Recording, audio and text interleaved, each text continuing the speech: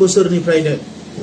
बारग' एनडिबिनि दैदेनगिरि बिथांमोना बुंबाय थादोंमोन जे भुटानाव माखासे मानसिफोर दङ जेलाव बेखौ बरननांगौ आरो बेखौ लानानै मालाबा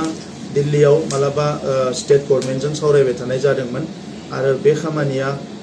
आवगायहां फासयहां जाना दङमोन नाथाय गेजेर ससेयाव बिथांमोननि माखासे अफिसियेलफोरजों जोङो सावरायदों जोबोद सिरियासनो सावरायदों आरो जोंनि आसामनि चिफ मिनिस्टार बिथाङाबो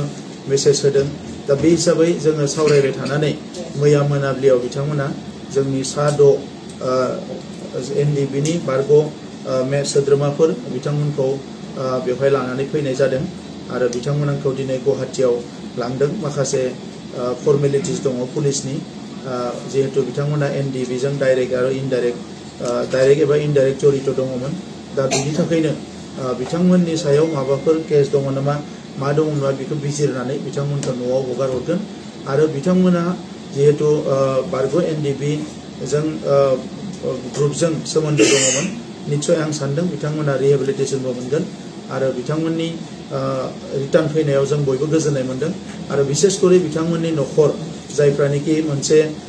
गोनो गोथो साननायाव दङमोन जे बिथांमोना माबायदि अबस्थायाव दङ दिनै बिथांमोनखौ मोजां देहा आरो मोजां गोसोयै मोनफिननानै न'खरा जोबोद हयथ' गोजोनगोन आङो बिथांमोननि न'खरनिसिम आरो बे 6 जन सा 6 जोंहा जायफोर सोद्रोमा रिटार्न फैबाय बिथांमोनखौबो आङो आंनि अननायखौ बावहरदों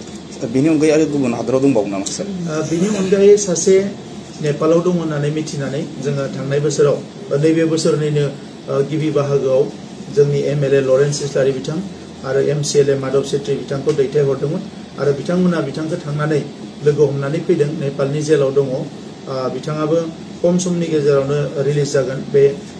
जि मोनसे जेलनि नेमखान्थि बेजोंनो रिलिज जागोन बेनिखायनो बे समखिनिखौ बिथांखौ नेहोनानै बरननानै लाना फैनाय जागोन